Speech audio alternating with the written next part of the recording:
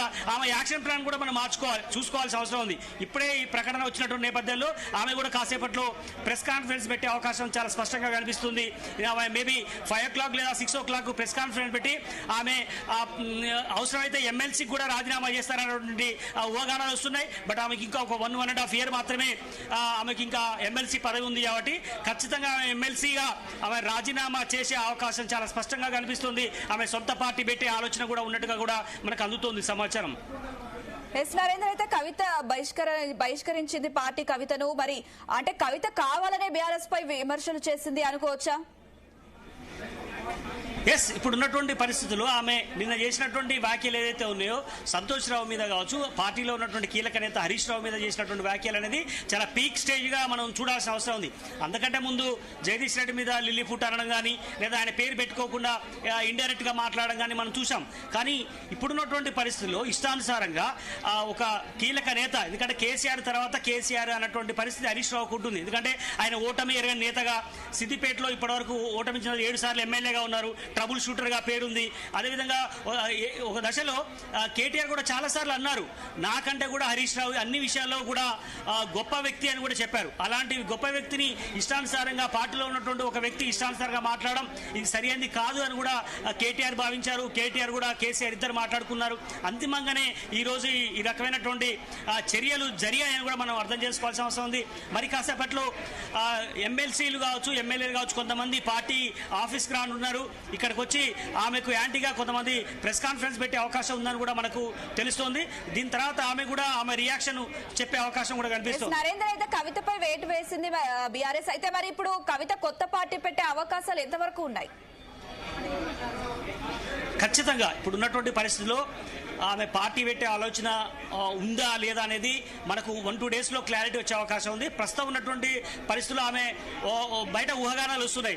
ఆమె ఒక పేరుని ఇప్పటికే రిజిస్ట్రేషన్ చేసిందని, అదే సమయంలో బహుజన తెలంగాణకు సంబంధించినటువంటి ఒక పేరు, ఎందుకంటే బీసీ లైన్ తీసుకుంటుంది కాబట్టి మహిళా సాధికారత, బహుజన ఉద్ధరణ అనేటువంటి కాన్సెప్ట్తో ఆమె పార్టీ ఒకటి రిజిస్ట్రేషన్ చేసినట్టుగా కూడా టాక్ వస్తోంది. అది ఎంతవరకు వాస్తవం అనేది మనం చూడాల్సిన అవసరం ఉంది. బట్ ఆమె పార్టీ పెట్టడం మాత్రం ఖాయమైనటువంటి సంకేతాలు అయితే జాగృతి లీడర్లు మనకు చెప్తున్నటువంటి పరిస్థితి ఉంది. అంతిమంగా ఆమె పార్టీ పెట్టడమా లేదంటే ఇంకో పార్టీలోకి వెళ్ళడమా, ఈ 2 ఆప్షన్స్ మాత్రమే ఆమెకున్నాయి. పార్టీ నుంచి సస్పెండ్ చేసిన నేపథ్యంలో ఇప్పటికే కాంగ్రెస్ పార్టీ కూడా ఆహ్వానించే అవకాశం ఉంటుంది, అదొక బీజేపీ కూడా ఆహ్వానించే అవకాశం ఉంటుంది. 2 పార్టీలు కూడా వెల్కమ్ అని కవితకు చెప్పే అవకాశం ఉంటుంది. కానీ ఆమె ఆ 2 పార్టీలను కూడా దూషిస్తున్నటువంటి నేపథ్యంలో ఆమె అటువైపు వెళ్ళే అవకాశం ఎట్టి పరిస్థితిలో లేదు. ఖచ్చితంగా ఆమె సొంత పార్టీ పెట్టడం లేదా జాగృతిని కొంతకాలం పాటు నడిపిస్తడం అనేటువంటి ఎక్స్పెక్టేషన్స్ ఉన్నాయి. బట్ ప్రస్తుతం ఉన్నటువంటి సమాచారం అయితే ఆమె కొంతకాలం వెయిట్ చూసిన తర్వాతనే పార్టీ పెట్టాలన్నటువంటి ఆలోచన చేస్తున్నట్టుగా తెలుస్తుంది. బట్ ఏదైనప్పుడు కూడా ఈ రోజు నుంచి 2001లో పార్టీ స్థాపించబడింది. ఈ రోజు 25 సంవత్సరాలు అయిన నేపథ్యంలో అప్పటి నుంచి ఇప్పటి వరకు ఆమె ఏదైతే జర్నీ ఉందో ఆ జర్నీ ఈ రోజుతో ఫుల్ స్టాప్ బడ్గా మనం అర్థం చేసుకోవాల్సిన అవసరం ఉంది.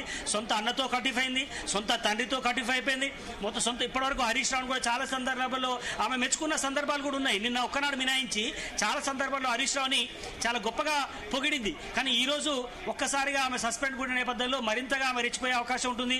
ఈ రోజు నరేంద్ర,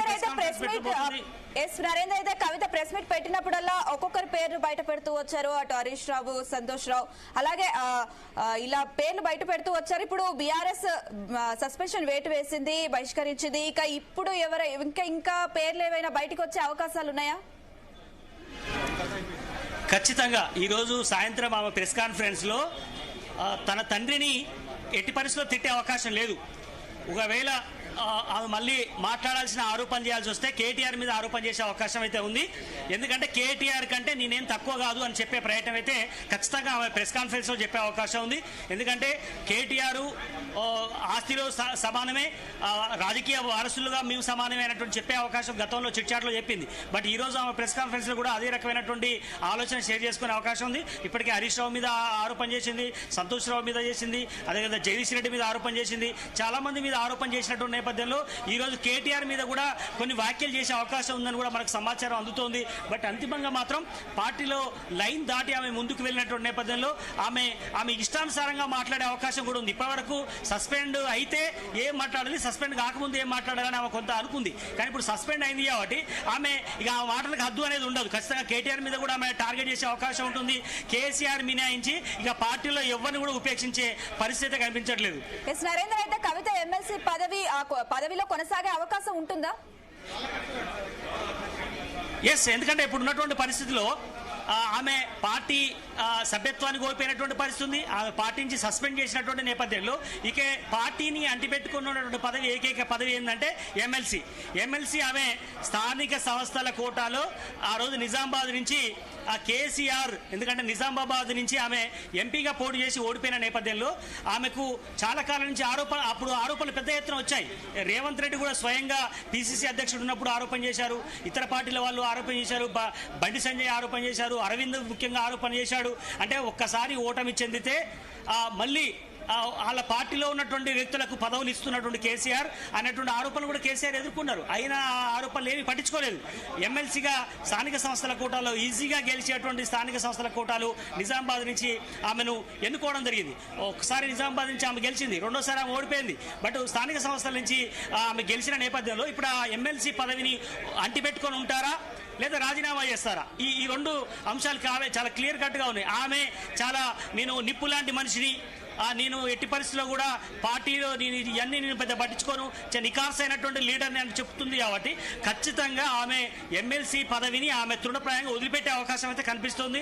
ఆమె పార్టీ ఏకంగా సస్పెండ్ చేసినప్పుడు రేపొద్దుగా ఆమె ఎమ్మెల్సీగా కొనసాగిందనుకో, ఖచ్చితంగా ఆమె మీద ఆరోపణ చేసే అవకాశం ఉంటుంది బీఆర్ఎస్ పార్టీ. ఎందుకంటే మా పార్టీలో లేనప్పుడు నువ్వు ఎమ్మెల్సీ పదవికి నువ్వు ఎందుకు అని చెప్పే అవకాశం ఉన్న నేపథ్యంలో ఖచ్చితంగా ఆమె ఎమ్మెల్సీకి రాజీనామా చేసే అవకాశం ఉంటుంది.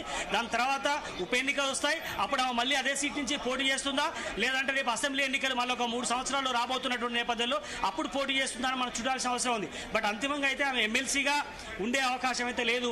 మళ్ళీ బీఆర్ఎస్ పార్టీ నుంచి వచ్చేటువంటి ఆరోపణలను ఆమె తిప్పుకొట్టే అవకాశం అయితే కనిపిస్తుంది. కొంతమంది లీడర్లు అయితే ఇక్కడికి ఒక్కొక్కరుగా వస్తున్నటువంటి పరిస్థితి ఉంది. చాలా మంది లీడర్స్ ఇక్కడికి వస్తున్నారు. మరి కాసేపట్లో ప్రెస్ కాన్ఫరెన్స్ పెట్టే అవకాశం అయితే కనిపిస్తుంది. ఆమె ఈ రోజు సాయంత్రం మళ్ళీ ప్రెస్ కాన్ఫరెన్స్ పెట్టే అవకాశం కనిపిస్తుంది. ఒకవేళ ఇవాళ పెట్టుకోకపోతే కొంతమందిని ఆమె సలహాలు తీసుకున్న తర్వాత రేపు మార్నింగ్ ప్రెస్ కాన్ఫరెన్స్ పెట్టి భవిష్యత్తు కార్యాచరణ పార్టీ పెట్టే అవకాశం ఉందా లేదా, ఎమ్మెల్సీగా కంటిన్యూ అవుతుందా, రాజీనామా చేస్తుందా, ఇట్లాంటి అన్ని అంశాలు, ఒకవేళ వేరే పార్టీలకు పోయే ఆలోచన ఉందా, ఇవన్నీ చాలా క్రిస్టల్ క్లియర్ గా చెప్పే అవకాశం కనిపిస్తోంది. నరేందర్, అయితే గత కొన్ని రోజులుగా మనం చూసుకున్నట్టయితే కవిత వర్సెస్ బీఆర్ఎస్ నేతలు అన్నట్టుగా పరిణామాలు కనిపిస్తున్నాయి. మరి ఈ నేపథ్యంలో సస్పెన్షన్ వేటు అయితే కవితపై వేశారు. కవిత కొత్త పార్టీ పెడితే బీఆర్ఎస్ పార్టీలో ఎలాంటి రాజకీయ పరిణామాలు చోటు చేసుకునే అవకాశం ఉంటుంది? ఎస్, ఎందుకంటే ఇప్పుడు బీఆర్ఎస్ పార్టీ ముందున్నటువంటి ఒకటి కవితను బయటికి పంపించాలి. ఆ ఎపిసోడ్ అయిపోయింది. ఇప్పుడు ఇక నెక్స్ట్ కవిత విషయంలో తీసుకున్నటువంటి చర్యల పరంగా పార్టీలో ఉన్నటువంటి చాలా మంది కూడా ఖుషి అవుతారు. కానీ నెక్స్ట్ భవిష్యత్ కార్యాచరణ ఏందని కూడా బీఆర్ఎస్ పార్టీ ఆలోచించుకునే అవకాశం ఉంది. ఎందుకంటే బీఆర్ఎస్ ముందున్నట్టు చాలా అంశాలు ఉన్నాయి. ఒక పక్క మహిళా లీడర్ల కొరత చాలా వెంటాడుతోంది. ఎందుకంటే మొదటి గవర్నమెంట్లో మహిళలకు ప్రాతినిధ్యం లేదన్నటువంటి ఆరోపణ బీఆర్ఎస్ ఎదుర్కొంది. దాని తర్వాత 2 మంత్రులు చేసింది. కానీ పార్టీలో ఉన్నటువంటి పార్టీ అధ్యక్షురాలుగా ఉన్నటువంటి వ్యక్తి కూడా పార్టీలో లేరు. ప్రజెంట్ గుండు సుధారాణి పార్టీ నుంచి వేడిపోయింది. పార్టీలో ఉన్నటువంటి చాలా మంది కీలక నేతలు ఎవరైనా ఒకరిద్దరు ఉన్నారంటే ఎమ్మెల్యేలుగానే ఉన్నారు తప్ప పెద్ద స్థాయి లీడర్లు ఎవరు బీఆర్ఎస్ మహిళా విభాగంలో లేరు. కనుక పార్టీ ఏ రకంగా దాన్ని భర్తీ చేసుకుంటుందని కూడా మనం చూడాల్సిన అవసరం ఉంది. ఇంతకాలం జాగృతికి సంబంధించినటువంటి ప్లాట్ఫామ్ ని కూడా బీఆర్ఎస్ పార్టీ వాడుకుంది. అయితే బీఆర్ఎస్ ఇప్పుడు జాగృతిని ఈ సంస్థను పూర్తిగా వదులుకున్నట్టుగా మనం చూడాలి. సొంత బిడ్డను వదులుకున్నటువంటి పరిస్థితి చూడాలి. అదే సమయంలో ఆమెకంటూ కొంత నిజామాబాద్ లో కావచ్చు, కొన్ని జిల్లాలు ఉమ్మడి రంగారెడ్డి జిల్లాలో కావచ్చు, ఖమ్మం జిల్లాలో కావచ్చు, కొంత ఆమె సానుభూతి పరులు కావచ్చు, ఆమెను ఫాలోవర్స్ కావచ్చు, కవిత అనుచరులు కొంతమంది ఉన్నారు. బట్ నిజామాబాద్ మీద కొంత ఇంపాక్ట్ పడే అవకాశం అయితే ఉంది. అదే సమయంలో పార్టీలో కూడా కొంత వర్గం ఉంది, ఆమెకు కూడా కొంత డ్యామేజ్ అయ్యే అవకాశం ఉంటుంది పార్టీకి. బట్ అంతిమంగా మాత్రం ఆమెను పక్కకు జరిపిన తర్వాత పార్టీలో నెక్స్ట్ ఏంటి అనేది కూడా ఒక చర్చ జరిగే అవకాశం అయితే కనిపిస్తుంది. బట్ చూడాలి రానున్న రోజుల్లో బీఆర్ఎస్ పార్టీ దీన్ని ఎలా ఓన్ చేసుకుంటుంది. ఎందుకంటే ఇప్పుడు కాంగ్రెస్ పార్టీ కానీ బీజేపీ కూడా ఖచ్చితంగా ఎదురుదాడి చేసే అవకాశం ఉంటుంది, కవితకు సపోర్ట్గా మాట్లాడే అవకాశం ఉంటుంది. ఎందుకంటే సొంత బిడ్డను కూడా బయటికి పంపించారు అనే విషయం ఒక విషయం అయితే, రెండోది మహిళా లీడర్లను, ఎందుకంటే మహిళా కొరతతో వేధిస్తున్నటువంటి బీఆర్ఎస్ పార్టీ సొంత బిడ్డను బయటికి పంపడం కాదు, ఒక మహిళను బయటికి పంపించారు, ఒక క్రియాశీలక ఉన్నటువంటి వ్యక్తిని బయటికి పంపించారని కూడా కాంగ్రెస్ ఆరోపణ చేసే అవకాశం ఉంది. కనుక మేము మా పార్టీలకు వస్తే ఆహ్వానిస్తామని కూడా చెప్పే అవకాశం ఉంది. బట్ అంతిమంగా బీఆర్ఎస్ ఎమ్మెల్సీగా ఉన్నటువంటి కవిత పార్టీ నుంచి సస్పెండ్ కావడం అనేది చాలా పొలిటికల్ స్ట్రాటజీగా మనం మాట్లాడాల్సిన అవసరం ఉంది. చాలా అంశాలు దీని మీద ముడిపడి ఉన్నటువంటి పరిస్థితి ఉంది. ఆమె కనుక వేరే పార్టీలోకి వెళ్తే రసవత్తరంగా మారే అవకాశం ఉంది. ఒకవేళ ఆమె సొంత పార్టీ పెడితే మరో రకంగా ఉండే అవకాశం ఉంది. అంతిమంగా పార్టీలో జరిగినటువంటి ఈ పరిణామం